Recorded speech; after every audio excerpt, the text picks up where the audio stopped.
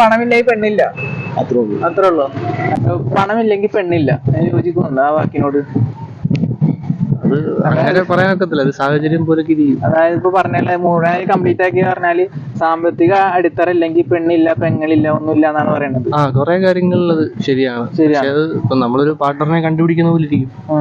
പാർട്ണറിന് അത് പ്രശ്നമില്ലാത്ത ഒരാളാണെങ്കിൽ പ്രശ്നമില്ലായിരിക്കും. കുറച്ച് കാലത്തേക്ക് മാത്രം ആവുന്നുള്ളൂ, പിന്നെ പറഞ്ഞാൽ ഇത് പ്രശ്നങ്ങളായി. ഇല്ല, അങ്ങനെ പറയാനൊക്കത്തില്ല. പാർട്ണറിന് സമ്പാദിക്കാൻ പറ്റുന്ന ഒരാളാണെങ്കിൽ പ്രശ്നമില്ല. അപ്പൊ അതേപോലെ തന്നെ പണമില്ലെങ്കിൽ പെണ്ണില്ല, യോജിക്കുന്നുണ്ട് ആ വാക്കിനോട്?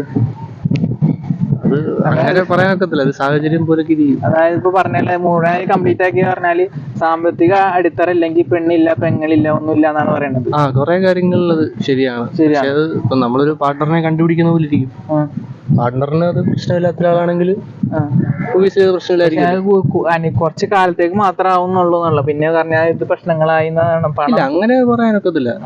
പാർട്ണറിന് സമ്പാദിക്കാൻ പറ്റുന്ന ഒരാളാണെങ്കിൽ പ്രശ്നമില്ല. അപ്പൊ അതേപോലെ തന്നെ ഒരു പാവപ്പെട്ട സ്ത്രീയെ വിവാഹം കഴിക്കാൻ ഒരുപാട് പുരുഷന്മാരുണ്ടായിരിക്കും, പക്ഷെ പാവപ്പെട്ട സ്ത്രീയെ വിവാഹം കഴിക്കാൻ പുരുഷന്മാര് നമ്മുടെ സമൂഹത്തിന്റെ ഒരു പ്രശ്നമായിട്ടാണ് എനിക്ക് തോന്നുന്നത്. ശരിയാ പറഞ്ഞത്. നമ്മുടെ സമൂഹത്തിൽ അത് കറക്റ്റ് ആയിട്ട് എനിക്ക് തോന്നിയിട്ടുണ്ട് പലപ്പോഴും. അങ്ങനെ തോന്നാൻ ഇപ്പൊ കുറെ മാറി വരുന്നില്ലേ?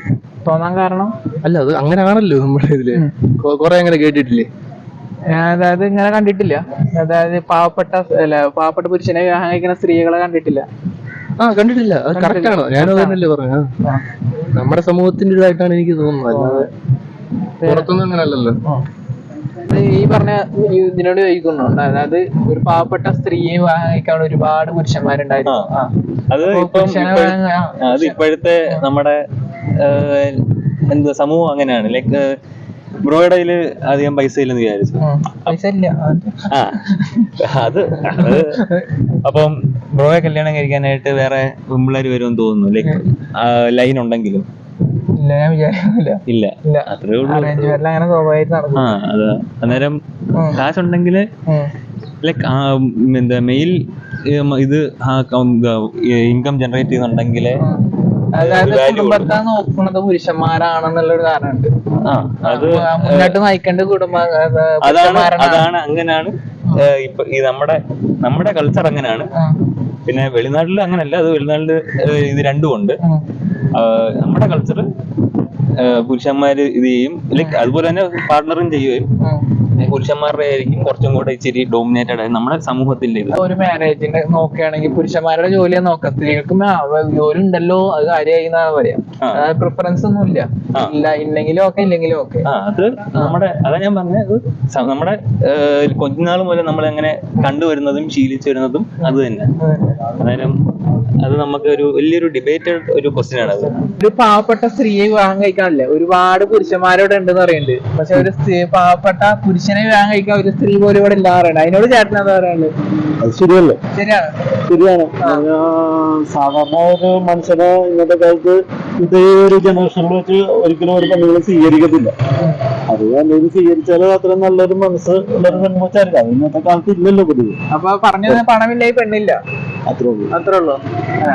അങ്ങനെ പറയാൻ കാരണം ഓരോരുത്തരും അനുഭവമാണല്ലോ. നമ്മള് കുറച്ച് പഴയ തലമുറയിൽ ജീവിച്ച ആൾക്കാരല്ലേ, അപ്പൊ ഇന്നത്തെ ജനറേഷന്റെ വെച്ച് നോക്കുമ്പോ നമുക്ക് ചിന്തിക്കാന്നുള്ളൂ. അപ്പൊ ഈ ചിന്താഗതി മാറുന്നു, ഈ കൾച്ചർ മാറി വരുന്നു ഇനി മാറുമെന്ന് എനിക്ക് തോന്നുന്നില്ല. ഇതെങ്ങനെ മുന്നോട്ട് പോകും? അതായത് ഇനി അത് ഒരുപാട് മാറ്റം വരുമെന്നല്ലാതെ ഇനി വീണ്ടും പഴയ ഒരു ആറ്റിറ്റ്യൂഡിലോട്ട് വരുമെന്ന് എനിക്ക് തോന്നുന്നില്ല.